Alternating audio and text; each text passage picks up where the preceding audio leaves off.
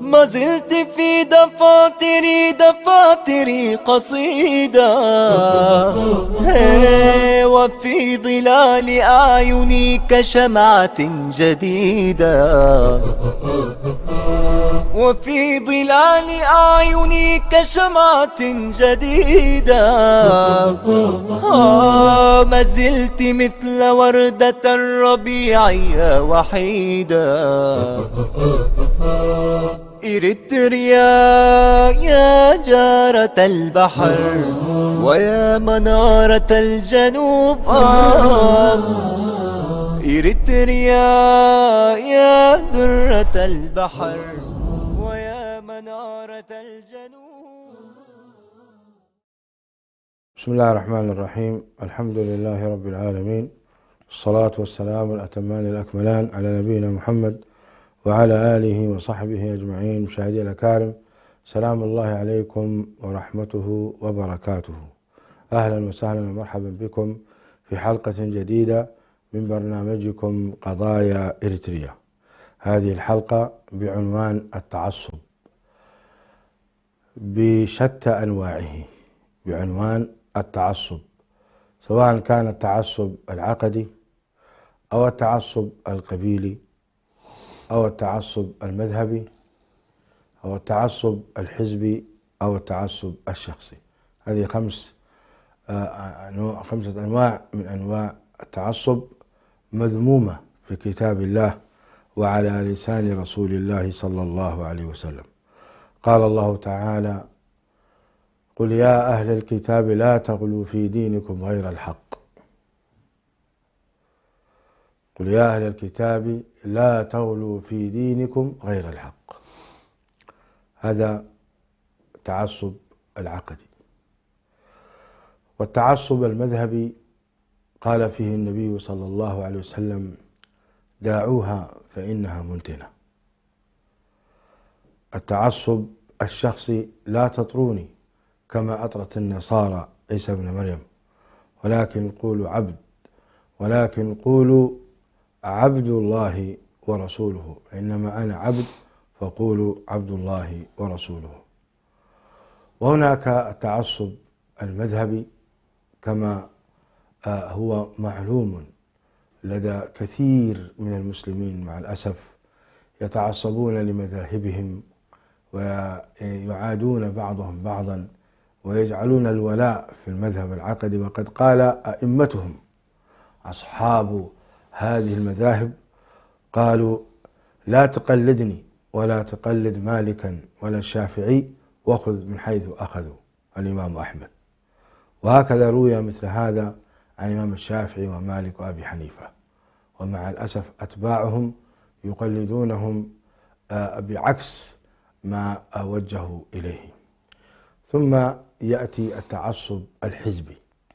اليوم الأمة تتمزق وتتفكك، وكل منها يعجب برأيه ويرى الحزب المقابل له عدوا له، ويتسابقون في غير ميدان السباق، ويتنافسون في غير تنافس شريف، ويريد كل منهم أن يحظى، وكما يقولون الحكماء أن يكون له نصيب الأسد من الكعكة. فأنى مثل هؤلاء أن يسودوا. مشاهدي الأكارم، باسمكم جميعا نرحب بضيفي الدكتور حسن سلمان، الباحث في القرن الأفريقي والداعية المعروف في الجالية الإريترية وغيرها. أهلا وسهلا بالدكتور حسن سلمان. أهلا مرحبا، أهلا وسهلا. في بعد فاتحة جلستنا نريد أن نعرف لغة ما معنى التعصب، ما معنى التعصب، ثم سندخل في التفاصيل بهذا. والله نسأل أن يجعل هذه الحلقة حلقة مباركة وأن ينفع بها عباده، إنه ولي ذلك والقادر عليه. بسم الله الرحمن الرحيم. الحمد لله رب العالمين، والصلاة والسلام على رسول الله الأمين وعلى آله وصحبه أجمعين. أما بعد، موضوع التعصب أو العصبة أو العصبية هي من ناحية لغوية تدل على المناصرة والمدافعة وقد تكون في مقابل آخرين، غالبا تكون في مقابل آخرين. فعصبة الرجل هم أهل أبيه مثلا، لأنهم يناصرونه ويقفونه ويسندونه وهكذا. والعصبة التي تكون في جسم الإنسان أيضا هي تلك التي تشد الأعضاء إلى بعضها البعض. فموضوع التعصب هو حالة، على كل حالة نفسية وعقلية تجعل صاحبها يميل ميلا غير منطقي وغير عقلاني وغير شرعي نحو طرف من الأطراف، فيواليه في كل شيء ويعادي الأطراف الأخرى في كل شيء. فينشأ من هذه الحالة العصبة. هنا حالة العصبة قد تكون كما تفضلت حالة شخصية، قد تكون حالة جماعية، قد تأخذ منحى فكري، قد تأخذ منحى قبلي، قد تأخذ منحى تنظيمي، قد تأخذ منحى طبقي، قد تأخذ منحى نوعي، النساء ضد الرجال وهكذا. فالتعصب يأخذ مناحي عديدة، مع أن المسألة يعني في بدايتها تشبه نوع من الحب والتعلق ببعض، فالنساء يميلون للنساء والرجال يميلون للرجال. لكن إذا تحول هذا الموضوع إلى نوع من العصبية، إلى نوع من التحالف والائتلاف والمناصرة في مقاومة حق آخر، في مقاومة حق مقابل، فالرجال لهم حقوق والنساء لهم حقوق. إذا تعصبت أنت وتكتلت في محاولة إسقاط حقوق الآخرين، هنا يحصل عملية التعصب. جميل، هذا باختصار. جميل أبو البراء، جزاك الله خيرا. طيب خلينا نبدأ يعني توجيه عام من الكتاب والسنة في التمسك. يعني نحن مثلا كمسلمين ما الذي ينبغي عليه أن نتمسك به؟ ما الذي يجمعنا؟ ما الذي يوحد صفوفنا؟ ففي المقابل يجعل التعصب منا بعيد. فهناك أعتقد توجيه عام كريم من كتاب الله. يعني مثلا رب العالمين يقول: فاستمسك بالذي أوحي إليك إنك على صراط مستقيم. ويقول إن هذا القرآن يهدي للتي هي أقوم. ويقول مثلا: فإن تنازعتم في شيء فردوه إلى الله والرسول إن كنتم تؤمنون بالله واليوم. يعني الحاكم والفاصل عند النزاع، عند التعصب، عند ميل النفس مثلا ظلما، لمن التحاكم؟ فلا وربك لا يؤمنون حتى يحاكموا. حدثنا حول هذا يا شيخ حسن. يعني هذه قاعدة الآن ننطلق منها، ثم بعد ذلك، لأن كيف نعيد الناس إلى إذن من الذي يعني مش عارف كيف أعبر لك أبو البراء. يعني متى يكون الإنسان يتنازل عن حقه من أجل حق الله وحق رسوله وحق عامة المسلمين؟ هذه الفكرة يعني. نعم. هو عموما سبحان الله الإنسان بطبعه ميال إلى نوع من الاجتماع والائتلاف. جميل. كما يقال الإنسان مدني بالطبع، فهو يميل إلى أن يكون حوله ناس وحوله بشر وحوله احتشادات وكذا. لكن علماء الاجتماع قسموا أشكال الاصطفافات إلى ثلاث. الاصطفاف الذي يكون على العقائد وعلى القيم وعلى الأفكار وعلى الرؤى وعلى الفلسفات، هذا نمط يسموه الدوران في فلك الأفكار. جميل. المستوى الثاني هو الدوران في فلك الأشخاص. الأشخاص قد يكونوا فرد، نعم. قد يكون قبيلة، قد يكون حزب. المهم ليست على أساس أفكار، ولكن على أساس دوران في فلك. يا سلام، يعني الإنسان مفطور على هذا، هكذا يدور. تمام. هكذا تمام. بغض النظر عن الحكم الآن، هذه طبيعة الناس، إما أنك تدور في أفكار، إما أنك تدور في أشخاص، إما أنك تدور في الأشياء. جميل. عالم الأشياء. جميل. الإسلام أراد أن يشد الناس إلى المرحلة الأولى. أنت بطبعك تميل إلى قبيلتك، تميل إلى حزبك، تميل إلى شعبك، لكن الله لا يريدك هكذا. ويمكن أيضا أن تتنازل من هذا المستوى، لأنه ما يعنيك الشعب كثير، ولا بقدر ما تعنيك الأموال والدور والنساء والذهب والفضة. زين للناس حب الشهوات من النساء. بعض الناس ما عنده قضية بالناس، عنده قضية بإيه؟ هذه الماديات. هذه الماديات. نعم. فيمكن أن يضحي بكل شيء في سبيل مادته. فيقولون المرحلة الصحية في المجتمعات هي مرحلة الدوران في عالم الأفكار.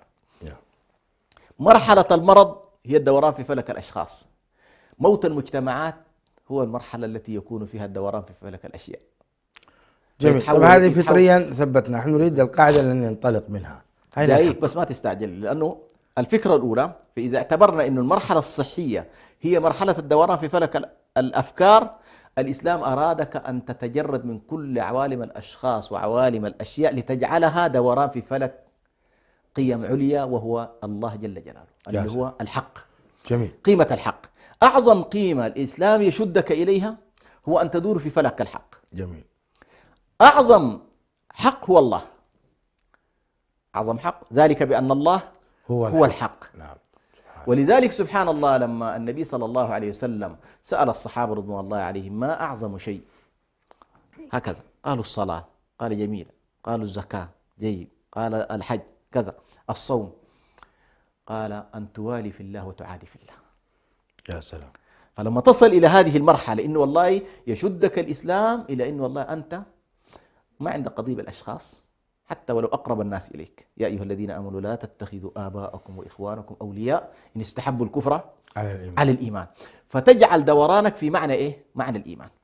هنا بطبيعة الحال سيكون الالتفاف حول الرسالة، الرسالة التي بعث بها الرسول. بالنسبة لنا نحن الآن هو الكتاب العزيز، وما فيه من أحكام، وما فيه من عقائد، وما فيه من تصورات، وما فيه من قيم، وما فيه من حلال، وما فيه من حرام.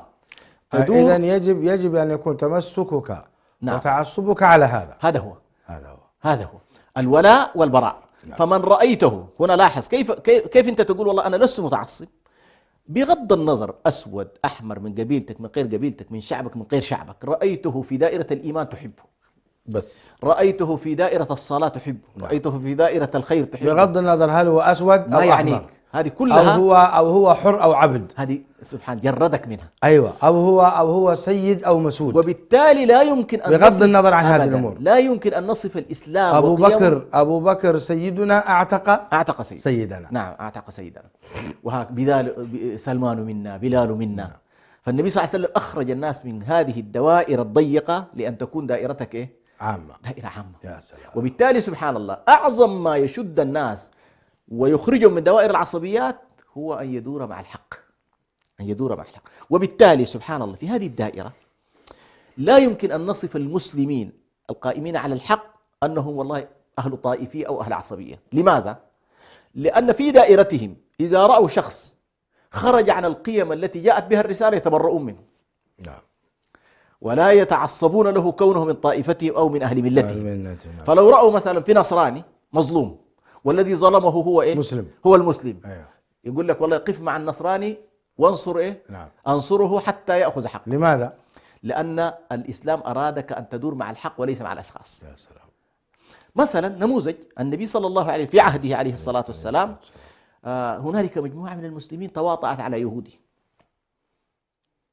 رموا عليه جريمة، كان واحد من المسلمين أخذ مال أو سرق مال، ثم لما بدأوا يكتشف أمره رماه على جاره اليهودي، وأهله شهدوا بأن اليهودي هو الذي إيه؟ هو الذي سرق المال. سبحان الله يا شيخ برهان، ينزل خبر السماء 10 آيات في سورة النساء لصالح هذا إيه؟ هذا اليهودي. يستخفون من الناس ولا يستخفون من الله وهو معهم إذ يبيتون ما لا يرضى من القول، ويحذر الله سبحانه وتعالى إن كادوا ليستميلونك وكذا، أنت عليك أن تلتزم بالحق الذي أنزل إليك ولا تميل إلى هؤلاء. إيش هذا الدين اللي بيخليك والله السماوات تتدخل بعظمتها في سبيل شخص كافر بالله؟ في منظور الشريعة هو كافر، لكن في منظور العدالة هو إنسان يجب أن لا يظلم. يا سلام. فتربيك الشريعة إلى هذه القيمة، أنك أنت تخرج من دوائر التعصب الشخصي، أن تقول الحق ولو على نفسك، أن تقول الحق ولو على أبنائك، أن تقول الحق ولو على أقربائك. هذه طبعا كلها نصوص شرعية دلت عليها آيات القرآن الكريم بأن الإنسان يقول الحق والقسط ولا يحيد عن ذلك، ويكون قائما بالقسط. شاهد ولا يجرمنكم شنآن قوم على ألا تعدلوا اعدلوا هو أقرب للتقوى.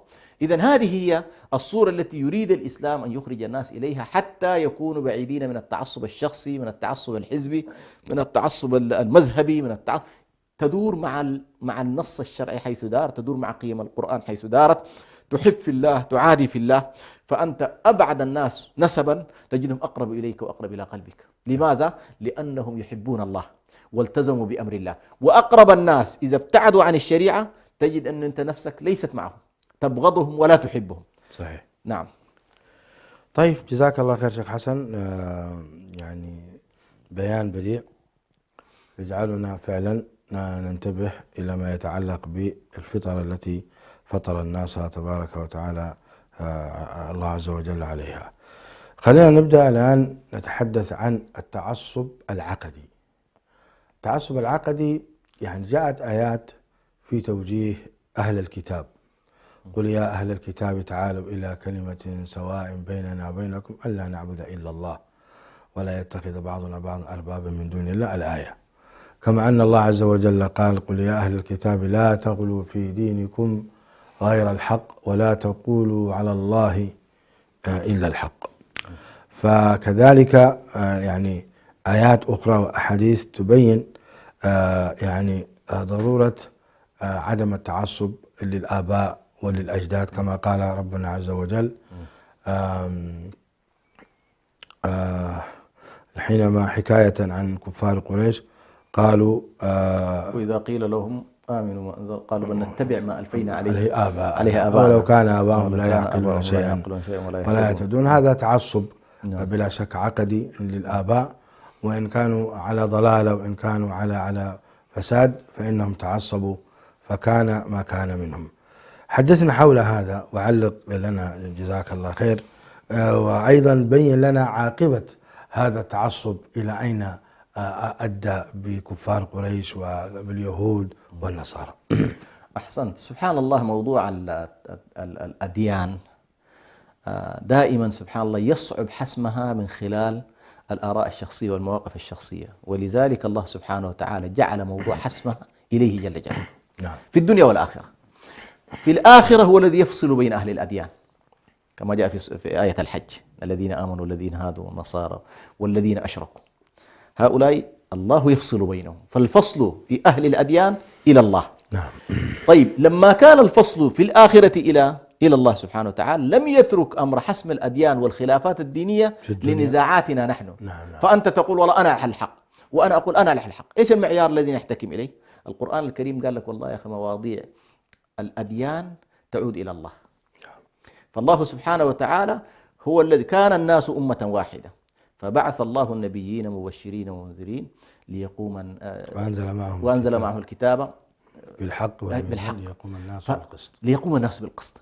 فمسألة إنه والله قضية الحق ومن هو على الحق ومن هو على الباطل ما تركت للأكثرية ولا تركت للأمزجة ولا تركت للآبائية والتقليد ولا تركت للتوارث بحيث تقول والله أنا توارثت هذا. لا، الله سبحانه وتعالى جعلها قائمة على البينات من عنده. أو من كان على بينة من ربه كمن زين له سوء عمله فرآه حسنة.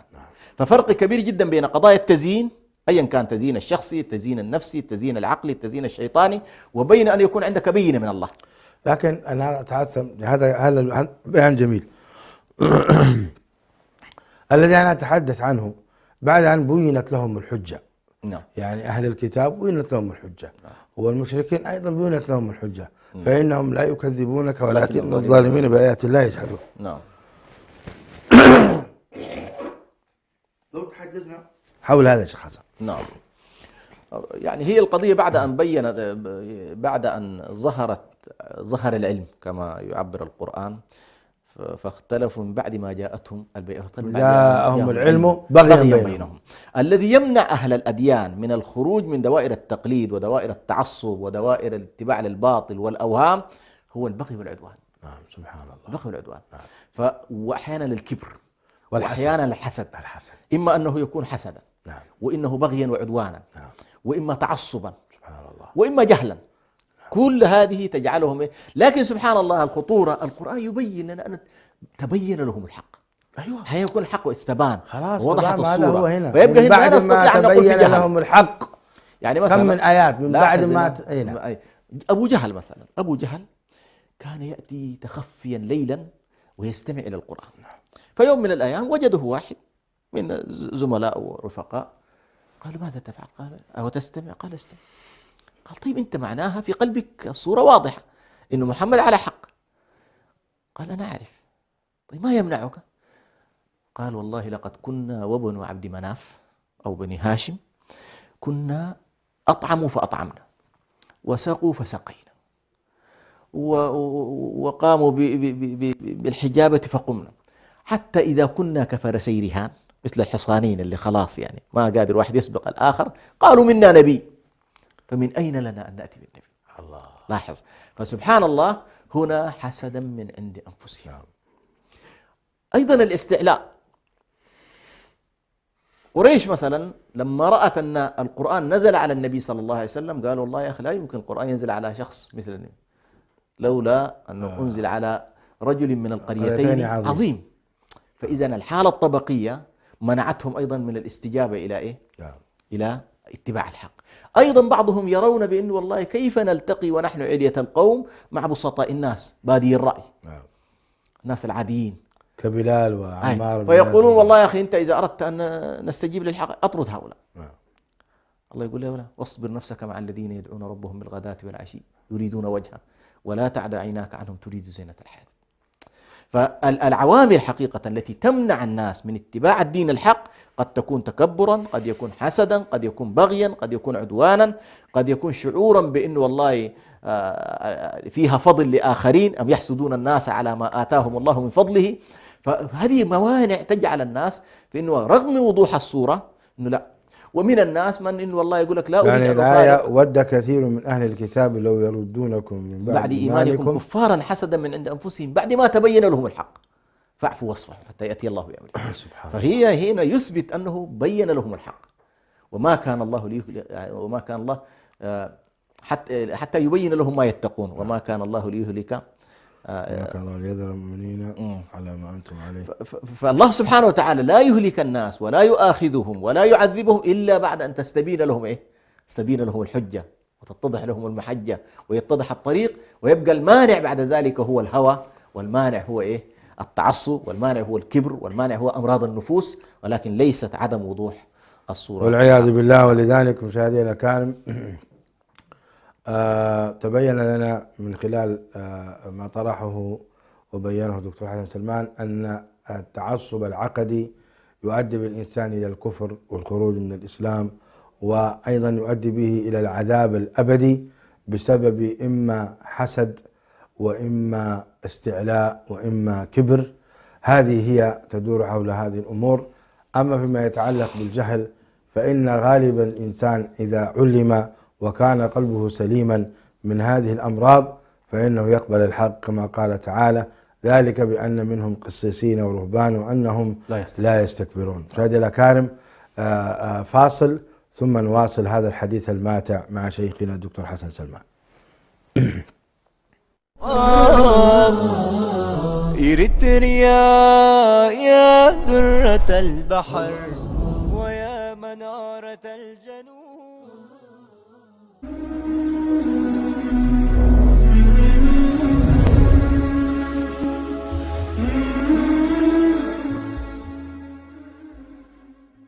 رغب النبي عليه الصلاة والسلام في التماس ليلة القدر في العشر الأواخر من رمضان، خاصة في الليالي الوترية منها.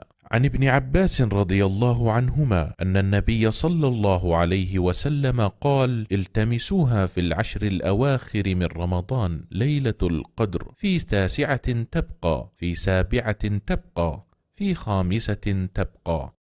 وبغروب الشمس اليوم 26 من رمضان تدخل ليلة 27، وهي أرجى الليالي موافقة لليلة القدر. ولهذا كان نبينا صلى الله عليه وسلم يجمع أهله ونساءه والناس فيها فيقوم بهم حتى السحر، بل كان عمر وحذيفة رضي الله عنهما لا يشكون أنها ليلة 27، حتى أن أبي بن كعب رضي الله عنه كان يحلف لا يستثني أنها ليلة 27.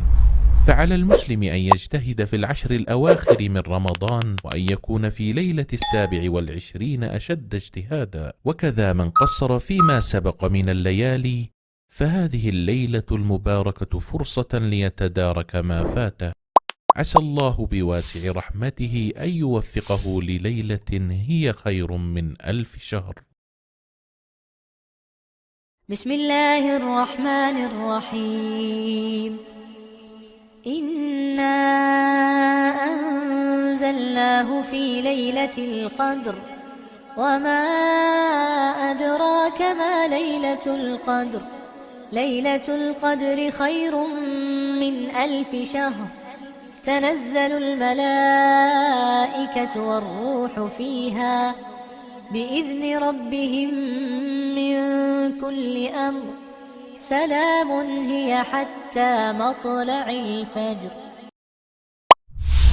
دائما ما نحرص على الاستماع إلى القصص والحكايات. فرسان شجعان، حيوانات ساحرة، وروايات من أماكن مختلفة، مجموعة من القصص والحكايا الخيالية نحكيها لكم بأسلوب شيق وسهل، ونأخذ منها الدروس والعبر في برنامجكم يحكى أن، مع صديقكم عبد السلام ناصر وموفق ناصر، على شبكة سلام الإعلامية.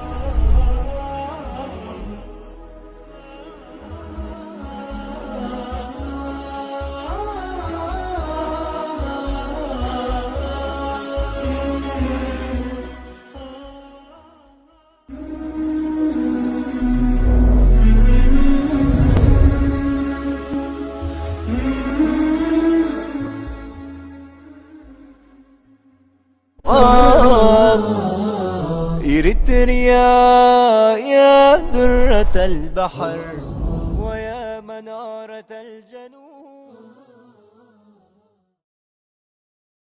عليكم مشاهدينا الأكارم، عدنا والبراء. تحدثنا عن التعصب العقدي ورأينا أنه خطير، ورأينا أيضا عاقبته وخيمة. دعنا الآن نتكلم عن التعصب الحزبي، لأن التعصب المذهبي أشبه ما يكون اليوم ضعيف، ومن خلال الدعوة والصحوة وما قام به الأئمة الكبار كالإمام ابن باز وابن عثيمين والقرضاوي والألباني وغيرهم، قضوا على المذهبية الحمد لله، والناس في اتباع إلى السنة النبوية، حتى لو كانوا على مذهب الإمام أحمد أو الشافعي أو مالك أو عن حنيفة. لا تجد التعصب المذموم، لأن الحقيقة خلال 50-60 سنة من الدعوة قضوا على هذه. لكن مصيبتنا في التعصب الحزبي. التعصب الحزبي هذا الذي حقيقة مزقنا، يعني بمعنى هناك اليوم توجهات فكرية دعوية موجودة قضاها الله عز وجل وقدرها في الساحة، كجماعة التبليغ مثلا، لهم دورهم في الدعوة إلى الله عز وجل، لهم مما أصابوا وعليهم مما أخطأوا. وأيضا كالسلفية لهم أيضا مما أصابوا، خصوصا في اهتمامهم بالتوحيد والعقيدة والمنهج، جزاهم الله خير، وعليهم ما أخطأوا أيضا. وأيضا الإخوان المسلمين جماعة كبرى معروفة، لا أحد ينكر جهودها وما بذلته، لها أيضا مما أصابت وعليها أيضا مما أخطأت. وهكذا أيضا تجد يعني في بقية المذاهب الأخرى مثل هذا. الإشكال أن هذه التوجهات الفكرية، وأنا نتحدث عنها، هل هي بمثابة المذاهب الأربعة، أم هي بمثابة الأفكار الهدامة التي ممكن الواحد يعني يبتعد عنها تماما، أو هي لها حقيقة جهود تذكر فتشكر، ولها أخطاء يعني كذا، والميزان هو كتاب الله عز وجل. هذا حقيقة الساحة مليئة بهذا الأمر، ولا يزال الناس يتعاركون، وربما جعلوا ولاءهم وعداءهم على هذه الأمور. أنت يا إخوان أنا أحبك، أنت سلفي أنا لا أحبك ولا أقبل منك. حدثنا حول هذا الشيء حسن. بس معلش نكمل جزئية بسيطة قبل الفاصل كنت أحب أن أشير إليها فيما يتعلق بالتعصب العقدي أو التعصب الديني، وخصوصا نحن مجتمع فينا طبعا فينا تعدد ديني، مسلمين وغير مسلمين. الخطورة في المجتمعات المتعددة أن يكون هنالك تعصبات تؤدي إلى قطع أواصر العلاقات الاجتماعية. يعني الإسلام مثلا يدعو إلى الحق ويناشد الناس أن يكونون معه، ولكن عندما تأتي في التباينات العقدية يقول لكم دينكم ولي دين، لكن لا يجعل من الاختلاف الديني قطايع اجتماعية.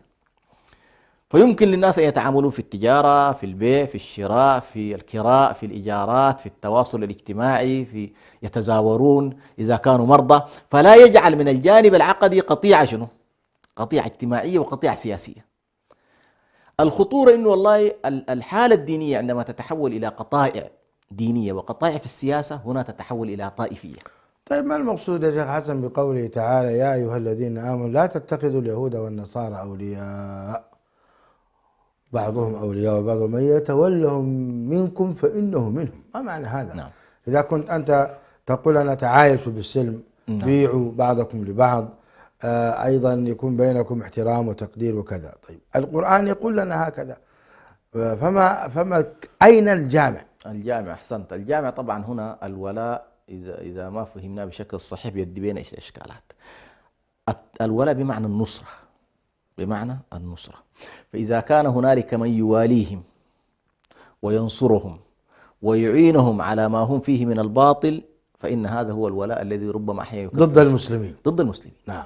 أن تواليهم ضد المسلمين، لكن أن تكون الصورة عندك واضحة. أيه. أنهم عقائديا هم في تصورك أنت الديني هم على باطل. نعم. وتعتقد ذلك ولا تعينهم على باطلهم ولا تنصرهم على عقائدهم، لكن لا ينهاكم الله عن الذين لم يقاتلوكم في الدين ولم يخرجوكم من دياركم أن تبروهم وتقسطوا إليهم إن الله يحب المقسطين. إنما ينهاكم الله عن الذين قاتلوكم في الدين وأخرجوكم من دياركم وظاهروا على إخراجكم أن تولوهم. لاحظ، الولاء هو أن تناصرهم على ما هم فيه من باطل، على ما هم فيه من علو واستكبار وإعانة لهم على ضرب المسلمين وعلى طيب حسن، مع أنه كان هذا يعني فاتحة حديثنا، وأن نريد أن نتحدث عن يعني قضايانا كإريتريين، لكن ثمة أمر مهم الآن. كيف أفرق بين الولاء والحب؟ إذا أنا تزوجت نصرانية وهي بقت على دينها، بالطبع أنا سأحبها لأنها زوجتي، وهي ستحبني لأني أنا زوجها. هل هذا في نهي؟ ليس ولاء. هذا ليس ولاء. هذا ليس ولاء. هذا ماذا يسمى؟ حب فطري هو، هذا طبيعي. بل هذا مما أباحه الله سبحانه وتعالى، لأنه قضية الحب بتقبل أن يكون في حب للبشر وفي حب لله، بس الخطورة أن يكون حب الله أقل من حب البشر. والذين آمنوا أشد حبا لله. فدل ذلك على أنه في حب موجود لأبنائك، للتجارة، للمال، لكذا، لكن المعيار في موضوع الحب أن يكون الله أحب إليك من كل شيء. قل إن كان آباؤكم وأبناؤكم إن أحب إليكم من الله ورسوله وجهاد في سبيله فتربصوا. أي نعم. فمسألة الولاء هي مركزيتها النصرة، أن تنصرهم على ما هم فيه من باطل، سواء كان هذا الباطل نصرتهم في مذهبهم، نصرتهم في باطلهم، نصرتهم في مجادلاتهم. بعض الناس تجد حتى في الفيسبوك يناصر الأفكار المعادية للدين ولا يناصر المسلمين، هذه ولا ما في كلام. لكن في شخص تجده يناقضهم ويحاربهم وكل شيء، لكن يتعامل معهم بشكل طبيعي في العلاقات الاجتماعية. وأراد الله سبحانه وتعالى أن يفصل بين هذين الأمرين، خصوصا نحن الآن محتاجين إلى حد كبير جدا فيما يتعلق بالظلم الواقع على المجتمع، أن لا نتعاطى معه بشكل طائفي. يعني مثلا لما حصلت حادثة أسمرة المدرسة، مثلا مدرسة الضياء، لاحظ كيف أن الطرف الآخر بدأ ينظر أن هذه قضية مسلمين ومظلمة مسلمين وقضية تهم المسلمين. هذا النوع هو النوع الذي يكرس الطائفية ويكرس التعصب الطائفي.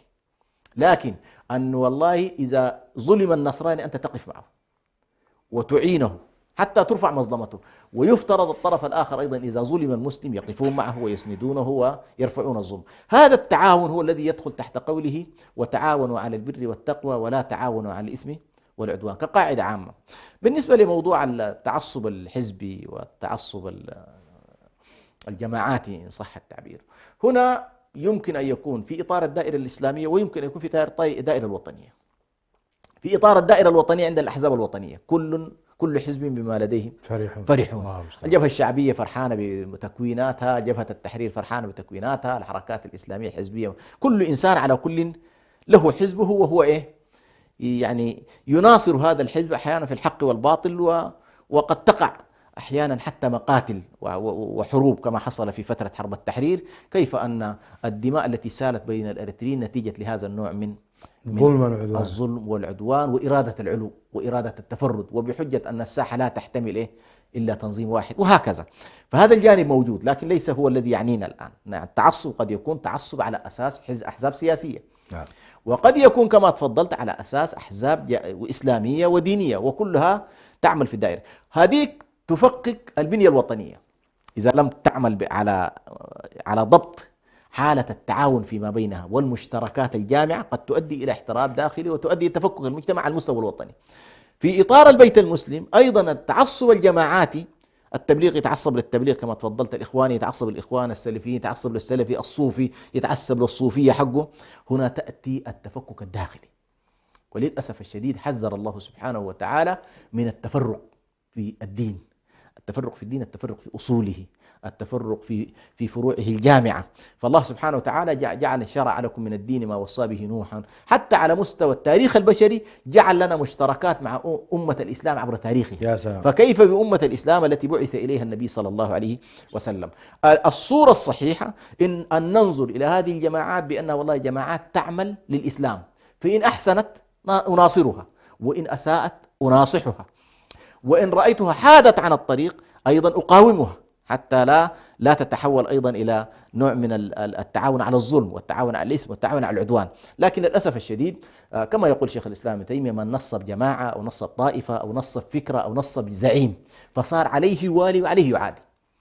لا يوالي على أساس الدين الذي ذكرناه، ولا يوالي على أساس محبة. يعني قد يكون من هو ولي من أولياء الله خارج جماعتك، وقد يكون فاسق من الفساق داخل جماعتك. لما أنت تحب هذا الفاسق الذي داخل جماعتك وتعادي أو تخاصم أو لا تبالي بالولي الذي خارج جماعتك، هنا تأتي المشكلة. طيب شيخ حسن، الآن هذه مذاهب موجودة في الساحة، نعم، أو أفكار موجودة في الساحة وجماعات، التبليغ، الإخواني، السلفي، الصوفي موجودة، خصوصا الصوفي المعتدل. نعم. أنا كإنسان عامي أو مستقل، بماذا أقيس الجماعة؟ هل هي على حق أم على باطل؟ على ماذا أنا أقيسها؟ مشايخنا يقولون يا أخي كل يؤخذ من قوله ويرد، وجماعة الإخوان فيهم خير وفيهم أخطاء، السلفية فيهم خير، هذا الدارج الكلام. طيب هؤلاء إذا كانوا كذلك، ما الذي يمنعهم أن يجتمعوا ويتحدوا ويكونون صفا واحدا؟ هل عبارة ويعذر بعضنا بعضا فيما اختلفنا فيها إشكال؟ يعني عبارة ويعذر بعضنا بعضا فيما اختلفنا فيه في مثلا في مجالات الفقه لا الأصول مثلا، ما الإشكال فيها؟ يعني الأئمة الكبار أحمد والشافعي وأبو حنيفة ومالك، يعني كانوا يعذرون بعضهم بعضا في الأقوال والمسائل، ويقولون إن أبا حنيفة لم يصله النص النبوي في مسألة كذا وكذا، فبالتالي قال بخلاف ذلك ولو وصله النص لتبعه. هكذا كانوا يعذرون بعضهم بعضا. لماذا نحن أيضا يعني لا نعمل في القاسم المشترك الذي نتفق عليه نحن جميعا في حبنا مثلا لكتاب الله عز وجل، في حبنا لرسول الله صلى الله عليه وسلم، في حبنا للإسلام ككل؟ ألا يمكن أن نعمل؟ لماذا نحن نتخذ هذه الجماعات الأربعة أنها تناحر بعضها بعضا؟ هل هذا من مصلحة إسلامنا؟ طبيعة الحال من الخطأ أولا أن نتصور بأن هنالك جماعة شاملة جامعة لا يأتيها الباطل من بين يديها ولا من خلفها. هذا من الخطأ أن نتصور، هذا خطأ جدا، ولا يوجد ذلك إلا بقيادة النبي صلى الله عليه وسلم. اللهم صل. ما بعده كله، حتى ما بعده إلا في حالة إجماع الصحابة، فنقول إجماعهم حجة قاطعة، والعصمة انتقلت من النبي صلى الله عليه وسلم إلى صحابته بمجموعهم. لكن حتى لما يختلفون انتهت القصة، لما يختلفون ننظر أيهم أقرب إلى الدليل وإلى الدليل، وهكذا ندرسها. فإذا كان هذا في واقع الصحابة، كيف بالجماعات الأخرى؟ علينا أن نتعامل مع هذه الجماعات بأن الخلافة الإسلامية التي كانت جامعة وتقوم بكل أدوار الأمة، من جهاد في سبيل الله، من سياسة الأمة، من دعوة إلى الله، من أمر بالمعروف، من نهي عن المنكر، الولاية الجامعة تقوم بذلك. لما تفككت الولاية قامت هذه الجماعات كل منها أراد أن يقوم بشيء، نعم. فأراد التربويون يربوا الناس، يربوا الناس، وأراد أهل التوحيد والناس اللي يروا والله الشرك والقبوريات أن يصححوا هذا المجال. يا سلام. وأراد طائفة أخرى نظرت بأنه والله سقوط هذه الخلافة العظمى أدت إلى كوارث يجب أن نجتهد في إقامة الولاية العامة، فانشغلوا بالسياسة. طيب هنا لو لم ينظر كل واحد منهم بأنه والله أنا محتاج إلى من يصحح العقيدة، محتاج إلى من يربي الناس في المساجد، هذا الشخص البسيط تراه تبليغي هذا يقوم بأدوار أحيانا يدخل إليك الناس من بيوت الخمارات إلى المساجد، وقد يتحول بعد كده من هذه الساحة إلى ساحات الجهاد وهكذا. فإذا نظرنا إلى الأمور بهذا الشكل يمكن إن شاء الله أن نعتبر هذه مدارس تعين بعضها بعضا. المسلم العادي نقول له والله أنت أنظر ما الذي تجيده في هذه التخصصات، تقدر تقبل تبليغي، هي في نهاية المطاف. المصيبة يا شيخ حسن، نعم، الإخواني لا يرى نفسه، الإخواني لا يرى إلا أنه هو الحق، هذا خطأ. والسلفي لا يرى نفسه إلا أنه هو الحق، والإخواني يجيب لك الطوائف ويجيب لك أحاديث الفرقة. أيوة، هذه الخطيرة، هذه مصيبة. شوف يجعلها في لمسة، هذه ينزل على جماعته. أيوة. هذا خطأ. تعليقكم حول هذا خطأ وظلم للناس. مسألة يقول لك ولا تزال طائفة أمتي منصورة على الحق هم أنا. يا أخي من أداك صلاحية؟ هذا خطأ كبير. نحن فقط في هذه الجماعات ما نتبرأ منه هو الباطل البين الواضح. إذا كان هنالك خلاف لنص شرعي من كتاب الله أو سنة النبي صلى الله عليه وسلم الذي نسميها الأحكام قد تكون أحكام أصولية عقدية وقد تكون أحكام فروعية فقهية. جميل. في هذه في قطعيات وفي هذه في قطعيات، حتى في الفروع. حتى بعض الناس للأسف يتصور بأنه قضايا الفروع كلها قابلة للخلاف. لا، قضايا الفروع في قضايا كثيرة محسومة جاءت فيها النصوص. الذي حدث أنه في قضايا الاجتهاد، في المسائل التي فيها قياس، في المسائل التي قابلة للنظر، الإمام الشافعي قال رأيي، ما قال حكم الله، قال رأيي صواب يحتمل الخطأ. يا سلام. ولذلك عبارة أيضا رشيد رضا ثم تبعه فيها الإمام حسن البنا بنفس الطريقة، إنه والله يعذر بعضنا بعضا في مسائل الآراء. أيوة نعم، مسائل الآراء، لكن أن يكون هنالك جماعة تتبنى موقفا عقديا مخالف لنص شرعي، أن نقول لهم لا، هذه ما في عذر. نعم، ما في عذر إذا كان هنالك دليل صحيح. قاطع. مثلا الإمام الشافعي عليه رحمة الله، وهذه يمكن في كل المذاهب، يقول قول، ولكن عنده قول سابق يقول والله إذا صح الحديث فهو مذهبي. يأتي سبحان الله أتباع من بعده كالإمام المزني وغيرهم يصح عندهم الحديث الذي توقف فيه الإمام الشافعي. نعم. فيعتمد هذا الحديث ويقول هذا مقتضى المذهب، لأن الإمام قال إذا صح الحديث فهو مذهب. يا سلام. فتتحرك الشافعية من الموقف السلبي الذي وقفه الإمام من النص الذي لم يثبت إلى ثبوت هذا النص ويتحرك، وهكذا بنيت المدارس الفقهية بهذا أيضا شيخ حسن، يعني نجد في أقوال الأئمة قول قديم وقول جديد. نعم. والإمام أحمد روايتين. نعم. رواية بالتحريم ورواية مثلا بعكس ذلك. نعم. وهكذا أيضا للإمام مالك. هذا يدل على أنهم كانوا يتحرون الحق، وأنهم إذا اتضحت لهم الصورة بأدلتها أنهم كانوا سرعان ما يرجعون. وهذا الذي أيضا وجدناه من مشايخنا الشيخ محمد المختار الشنقيطي، الشيخ ابن باز رحمه الله وابن عثيمين، كان إذا تبين لهم الحق في بعض المسائل اللي احنا وقفنا عليها ودرسناها على أيديهم، سبحان الله يقولون كنت أرى بكذا وكذا فتبين لي أنه كذا، على مذهب أئمتهم السابقين. وهذا يدل على سلامة الصدر. أيوة. والله شوف يا شيخ برا، في مواقف سبحان الله تجعلك تعظم الصحابة رضوان الله عليهم في اتباعهم للحق. أضرب نموذج واحد، اللي هو عبد الله بن عمرو بن العاص ووالده عمرو بن العاص، كانوا في صف معاوية. نعم. وظلوا يقاتلون بشراسة. يا سلام. إلى اللحظة التي قتل فيها عمار، وهم يعرفون سبحان الله الحديث النبوي. حديث النبي. وجاء عمار تقتله الفئة الباغية. جاء الرجلان سبحان عمرو وابنه عبد الله من الفقهاء. نعم. كانوا يكتبون صاحب الوثيقة الصادقة. جاءوا إليه قالوا والله الموضوع تورطنا فيه. كيف؟ قالوا النبي صلى الله عليه وسلم قال كذا. فلاحظ الآن، لو هذا الموقف لو في الأهواء هي الحاكمة وصراع النفس هو الحاكم، ما كان يأتوا أصلا ولا أخفوا هذا الموضوع. سبحان الله. عبد الله بن عمرو من هذه اللحظة قال له أنا ما معكم في القتال، انتهينا. الصورة واضح، علي على الحق، لسنا نحن.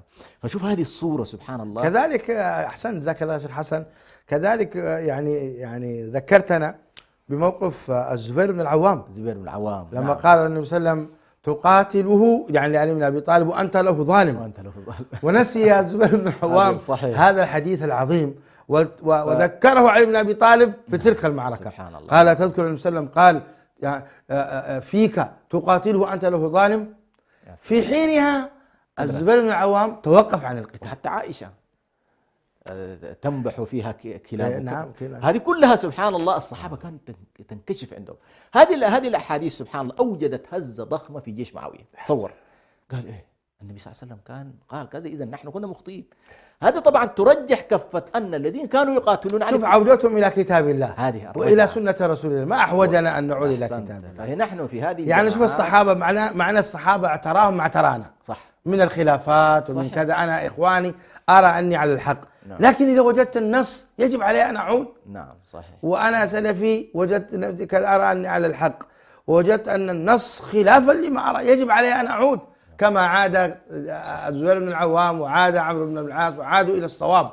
نعم. يا سلام. فالأخطر في هذه المسألة شيخنا برهان، لو خرجنا من الدائرة الإريترية إلى الدائرة العامة، الأخطر أنه في إطار هذه الخلافات بعض الناس يتم في التعاون مع الكفار لضرب إخوانه المسلمين. أعوذ بالله. ليظهر نفسه أنه معتدل. أعوذ بالله. هذا طبعا هذه خطيرة وهذه قد تكون ردة والعياذ بالله إلى الردة.